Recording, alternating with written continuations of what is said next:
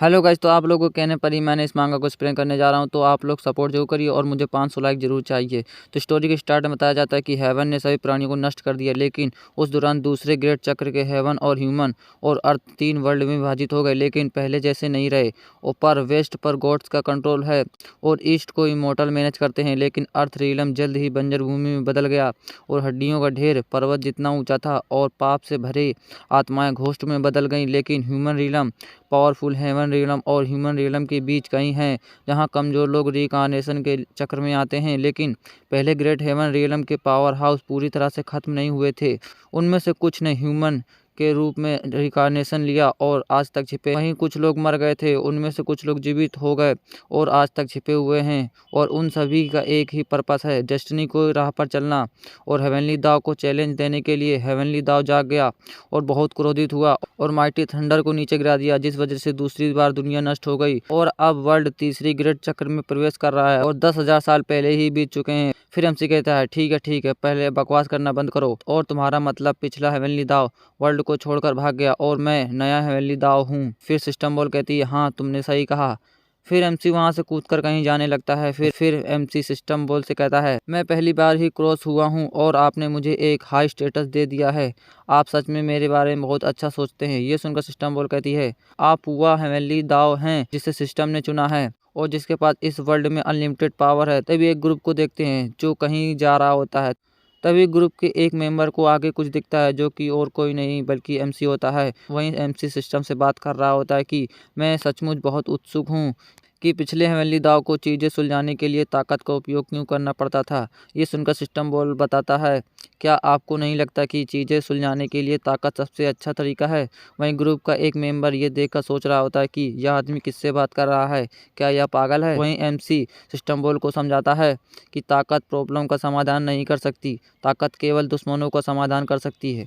और भाई जून ने एक बार कहा था कि एक ताकतवर व्यक्ति के विरुद्ध ताकत का उपयोग कर सकता है और कमज़ोर व्यक्ति एक कमज़ोर व्यक्ति के विरुद्ध ताकत का उपयोग कर सकता है, लेकिन मैं पिछला हेवनली दाव नहीं हूँ कि मैं इतनी छोटी सी गलती करूँ। वहीं ये देखकर उस ग्रुप के आदमी को कुछ समझ नहीं आ रहा होता कि ये आदमी क्या खुद से बात कर रहा है। तभी उस आदमी को पीछे कुछ महसूस होता है और पीछे देखने लगता है और कुछ देखकर बहुत घबरा जाता है, जो कि एक बहुत बड़ा ड्रैगन होता है जो कि ग्रुप के मेंबर के पीछे पड़ा होता है और सभी ग्रुप के मेंबर जान बचाने के लिए इधर उधर भाग रहे होते हैं। वहीं ड्रैगन अभी भी पीछा कर रहा होता है। तभी सारे मेंबर एमसी के बगल से भागते हुए कहते हैं, ये चौथे रैंक का ड्रैगन है, यहाँ से भाग जाओ। वहीं एमसी चुपचाप खड़ा होता है। तभी एमसी कान को साफ करते हुए रैंक के बारे में बताता है, फर्स्ट रैंक और सेकंड रैंक और third rank, fourth rank, fifth rank, sixth rank demigod, seventh rank to God, God king realm, God emperor realm, heavenly rank, reverse heavenly rank, reverse heavenly king rank. यदि मैं वास्तव में कहूँ तो ये बहुत बहुत कमज़ोर हैं। वहीं ड्रैगन एमसी के बहुत पास आ गया होता है। तभी एमसी कान साफ करके उंगली को बाहर निकाल कर कान की गंदगी को दिखाता है और उसी से एक छोटा सा अटैक करता है जो ड्रैगन के एकदम बगल से निकलता है और जाकर एक पहाड़ से टकराता है, जिस वजह से पहाड़ में बहुत बड़ा छेद हो जाता है। ये देखकर ड्रैगन की फटने लगती है और जैसे ही एमसी की तरफ देखता है कुछ देखकर बहुत जोर से घबरा जाता है और दुम दबाकर भाग जाता है। फिर एमसी कहता है, यहाँ तक कि रिवर्स हेवनली किंग रैंक का मेरी 3 अटैक को नहीं रोक सकता, फिर भी यह ड्रैगन बहुत बहादुर है।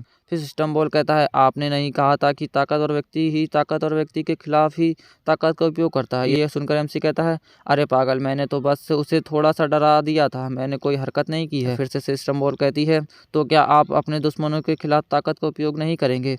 ये सुनकर एमसी कहता है, जब तक बातचीत से मैटर सॉल्व हो सकता है तब तक यह वर्ल्ड तीसरी बार नष्ट नहीं होगा, लेकिन मेरा शांत खून का कोई भरोसा नहीं है और मैं 1 घंटे पहले ही इस वर्ल्ड में आया हूँ और मुझे इस वर्ल्ड के बारे में कुछ भी पता नहीं है और एक अच्छा हेवनली दाव कैसे बन सकता हूँ। और किसी सिटी के पास पहुँच जाता है और सिटी को देखते हुए कहता है, मेरा पहला पड़ाव यहीं से शुरू होता है। फिर गेट ऑफ लिबर्टी सिटी को देखते हैं, जहाँ पर कुछ लोग एक बैलगाड़ी में स्लेब्स को लेकर सिटी के अंदर जा रहे होते हैं। फिर उन्हीं डरे हुए स्लेब्स को देखते हैं।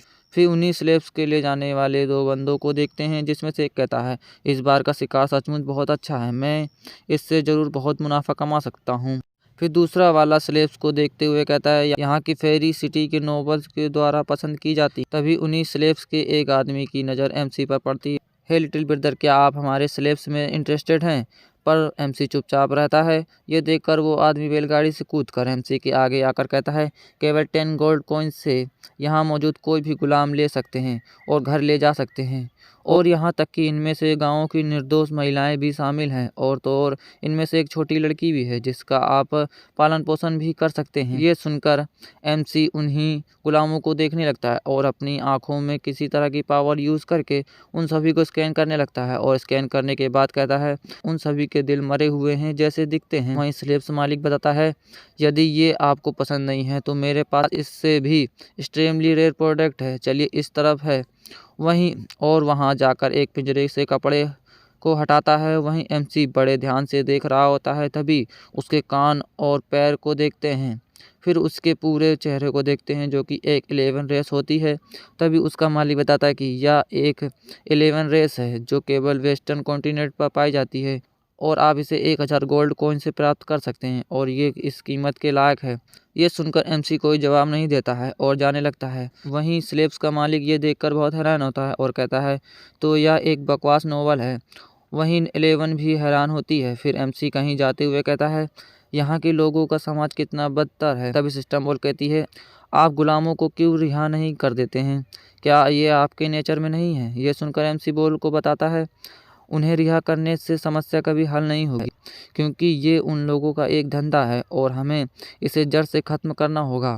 तभी कहीं इशारा करते हुए कहता है, वहाँ देखो, उस दुकान में कम से कम 100 गुलाम हैं, और इसी दुकान की तरह पूरे कॉन्टिनेंट में हैं। और आपको क्या लगता है कि कुछ गुलामों को रिहा कर देने से समस्या हल हो जाएगी? ये सुनकर सिस्टम बोल कहती है, आप हेवनली दाव हैं, आप अगर यह चाहेंगे तो आप सारे गुलामों को मुक्त कर सकते हैं और वर्ल्ड के सभी गुलाम व्यापारियों को भी मार सकते हैं। ये सुनकर एमसी कहता है, तो क्या इससे और कोई गुलाम का शिकार करना शुरू कर देगा? और अंदर जाते हुए कहता है, हमें इस व्यापार को जड़ से खत्म करना होगा। तभी एक व्यापारी एमसी को देखकर कहता है, वेलकम कस्टमर, क्या मैं पूछ सकता हूँ कि आपको क्या चाहिए? और गुलाम को दिखाते हुए कहता है, सर, ये हमारी चेम्बर के द्वारा अच्छी तरह से ट्रेंड किए हुए गुलाम हैं और ना भागने की गारंटी है। यदि कोई भाग जाता है तो हमारा चेम्बर तुम्हें 10 गुना वापस देगा।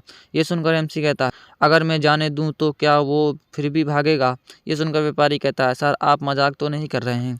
तभी एमसी कहता है, क्या मैं उससे कुछ प्रश्न पूछ सकता हूँ? ये सुनकर व्यापारी कहता है, बेशक आप पूछ सकते हैं। यदि आप इन गुलामों से संतुष्ट नहीं हैं तो आपके लिए दूसरे गुलामों को चुनने के लिए वीआईपी कमरे में भेजा जा सकता है। फिर एमसी एक गुलाम के पास जाकर कहता है, क्या आप आज़ादी चाहते हैं? ये सुनकर गुलाम थोड़ी हैरान होती है, फिर अपना मुंह मोड़ लेती है। वहीं एमसी फिर से पूछता है, क्या आपका कोई लवर है? ये सुनकर गुलाम को पसीना आने लगता है। वहीं एमसी थोड़ा और पास जाकर बोलता है, क्या आप एक आज़ाद व्यक्ति बनना चाहते हैं या गुलाम बने रहना चाहते हैं? वहीं ये सुनकर गुलाम कांपते हुए बोलती है, मैं सिर्फ मास्टर का गुलाम बनना चाहती हूँ।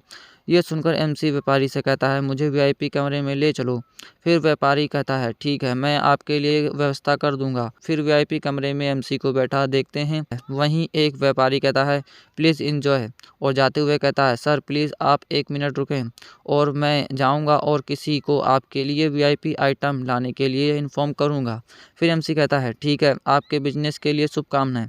ये सुनकर सर्वेंट चला जाता है। फिर एमसी कहता है, सिस्टम ओपन, और सिस्टम में कुछ करते हुए कहता है, एक हेवनली दाव के रूप में यह मेरा पहला काम है। फिर सिस्टम कहता है, प्लीज़ उस नियम के बारे में बताइए जिसे आप जोड़ना चाहते हैं। वहीं एमसी सिस्टम में देखते हुए कहता है, नियम इस प्रकार हैं, 5th रैंक या उससे कम के सभी प्राणियों के लिए ह्यूमन या ह्यूमनॉइड क्रिएचर के विरुद्ध किया गया कोई भी कार्य नियम को ट्रिगर करेगा। जैसे ह्यूमन डीलर को एक डार्क फिगर दिखाई देगा जिसकी पावर ह्यूमन डीलर से कहीं ज़्यादा बेहतर होगी और ह्यूमन डीलर से निपटने से पहले या उसे चेतावनी देगी। सभी सिस्टम एमसी से पूछती है, क्या ये 5th रैंक से नीचे क्यों है? सिस्टम की ये बात सुनकर एमसी कहता है, 5th रैंक से ऊपर वाले इमोर्टल हैं। क्या आपको लगता है कि इमोर्टल ह्यूमन व्यापार करेंगे? फिर सिस्टम में कुछ करने लगता है और बताता है कि अगर पहली चेतावनी फेल हो गई तो यह तब तक हमला करते रहेंगे जब तक मर नहीं जाते या जब तक वे व्यापार करने का इरादा बंद नहीं कर देते। फिर सिस्टम कहता है, नियम तैयार किए जा रहे हैं, प्लीज़ ह्यूमन डीलर को प्रभाषित कीजिए। फिर एमसी बताता है कि धमकियों या हिंसा के माध्यम से दूसरों के व्यापारी वस्तुएं बनाने के लिए मजबूर करना और बदले में धन और आग्रह और अनुग्रह प्राप्त करने के लिए, और यह जानवरों और मैजिकल प्राणियों को छोड़कर ह्यूमन सदृश जीवन रूपों तक की ही सीमित है। फिर सिस्टम कहती है नियम को तैयार कर लिया गया है, क्या इसे चालू किया जाएगा। फिर एमसी यस दबाकर चालू कर देता है। वहीं एक सर्वेंट कुछ स्लेब्स को लेकर एमसी के पास आ रहा होता है। तभी उन सभी को बहुत पावर महसूस होती है जिससे सभी चौंक जाते हैं। फिर उसी सिटी के ऊपर कुछ होने लगता है। फिर सिस्टम कहता है नियम लागू हो गया है। ये सुनकर एमसी मुस्कुराता है। तभी कोई दरवाजे पर नॉक नॉक करता है। तभी एमसी उधर देखने लगता है। वहीं डीलर दरवाज़ा खोलकर कहता है सर, ये बचे हुए 10 स्लेब हैं जो सिर्फ मैंने आपके लिए चुने हैं। ये सुनकर एमसी उन्हीं स्लेब्स को देखने लगता है। फिर डीलर कहता है लेकिन कीमत थोड़ी ज़्यादा होगी पर आपके लिए, और इतना कहता ही है कि उसी डीलर के पीछे ब्लैक फिगर अपीयर होने लगता है। तभी डीलर को महसूस होता है तो पीछे देखने लगता है, लेकिन तभी उसी जैसा ब्लैक फिगर डीलर पर हमला कर देता है। ये देखकर डीलर की बहुत बुरी वाली फट जाती है और पीछे हटने लगता है। वहीं स्लेब्स भी बहुत ज़्यादा डर जाते हैं। तभी डीलर डरते हुए एमसी से कहता है सर, क्या आप इसे देख सकते हैं। ये सुनकर एमसी मुस्कुराते हुए कहता है बेशक मैं देख सकता हूँ। वैसे आपका चैम्बर ऑफ कॉमर्स मेहमानों का स्वागत क्या इसी तरह से करता है। ये सुनकर डीलर चिल्लाकर कहता है बिल्कुल नहीं। वहीं एमसी हंसते हुए कहता है ओह, तो अब शुरू हो गया है, और चाय के कप को उठाकर डीलर की तरफ जाने लगता है। वहीं डीलर एमसी को ब्लैक फिगर की तरफ आते हुए देखकर कहता है सर, आप इस चीज़ के पास मत जाइए, ये खतरनाक हो सकता है। ये सुनकर एमसी कहता है खतरे में मैं नहीं, तुम हो। ये सुनकर डीलर डरते हुए पीछे देखने लगता है। तभी उसी दीवार को तोड़कर एक और डीलर आता है जिस वजह से डीलर और सेलेब्स डर जाते हैं। वहीं एमसी उसी डीलर को पकड़ लेता है जो कि बहुत जख्मी होता है। ये देखकर पहला वाला डीलर मन में कहता है कैप्टन आंद्रे। तभी एमसी कैप्टन आंद्रे के बारे में पूछता है कि ये कौन है। तो डीलर बताता है कि ये हमारे चेंबर की सुरक्षा कप्तानों में से एक है और एक सेकंड रैंक का वॉरियर है। वहीं मन में कहता है कैप्टन आंद्रे ने किस तरह के दुश्मन से फाइट की है कि इतने ज़्यादा जख्मी हो गए हैं। वहीं कैप्टन आंद्रे उसी बंदे को देखते हुए मन में कहता है वो आदमी भले ही मेरे जैसा दिखता है, लेकिन वो मुझसे कहीं ज़्यादा ताकतवर है। फिर उसी ब्लैक फिगर को देखते हैं जो उसी दीवार से बाहर आता है, जो कि बिल्कुल कैप्टन आंद्रे की तरह दिखता है। फिर तो क्या आपको भी मुझ जैसी मुसीबत से ही होकर गुजरना पड़ा। वहीं डीलर कुछ देखकर बहुत घबरा रहा होता है। तभी कैप्टन आंद्रे एमसी से कहता है सर, बेहतर होगा कि आप बाहर ना जाएं, अन्यथा मैं आपकी सुरक्षा की गारंटी नहीं दे सकता हूं।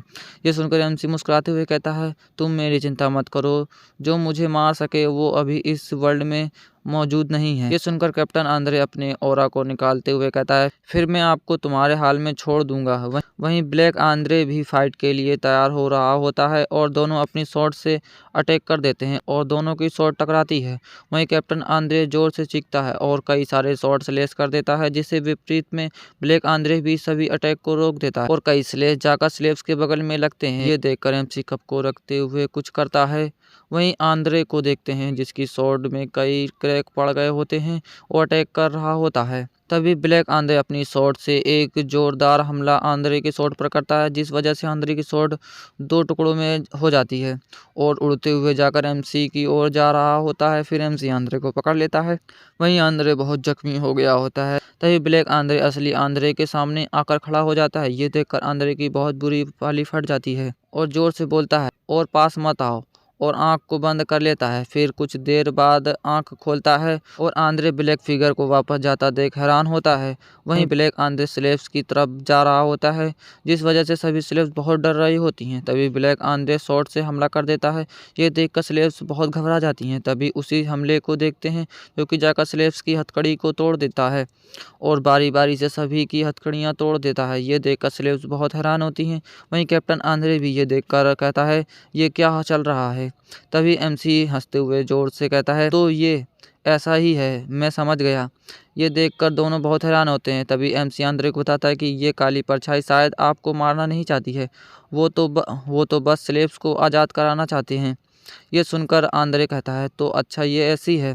तभी कोई जोर से चिल्लाता है जल्दी करो और इन मॉन्स्टर को रोको। ये सुनकर एमसी मुस्कुराता है। फिर हॉल में एक डीलर को चिल्लाते देखते हैं जो कहता है उन स्लेब्स को भागने मत दो। वहीं नीचे कई सारे वॉरियर अपने अपने ब्लैक फिगर से लड़ रहे होते हैं। वहीं बहुत सारे स्लेव्स भाग रहे होते हैं। ये देखकर डीलर दांत खींचते हुए कहता है, धत तेरी की, मेरे सारे स्लेव्स। और जब जोर जोर से बोल रहा होता है कि सभी लोग कड़ी मेहनत करो, तभी उसका ब्लैक फिगर उसके पीछे आ जाता है। और डीलर जैसे ही देखने वाला होता है कि तभी ब्लैक फिगर हमला कर देता है, जिस वजह से डीलर वहीं से नीचे गिरने लगता है और जाकर 11 रेस के पास गिरता है। ये देखकर 11 रेस बहुत हैरान होती है और फिर वहां से उड़कर भागने लगती है। ये देखकर डीलर रोते हुए कहता है, मेरा पैसा उड़ गया। फिर उसी डीलर के पास एक पैर को देखते हैं, तभी 11 रेस कुछ महसूस करके पीछे देखने लगती है, जो कि एमसी होता है। फिर एमसी हंसते हुए कहता है, जाओ अपने घर जाओ, वापस जाओ। ये सुनकर 11 रेस रोने लगती है और हाँ कहते हुए वहां से उड़ जाती है। तभी एमसी पीछे घूमते हुए कहता है, यह थोड़ा जल्दी है। फिर किसी के कपड़े और आंख को देखते हैं, जो कि एक सुंदर लड़की होती है, जो एमसी को ग्रीट करते हुए कहती है, माय लॉर्ड, मैंने आखिरकार आपको खोज लिया। और इसी सस्पेंस के साथ वीडियो खत्म हो जाती है।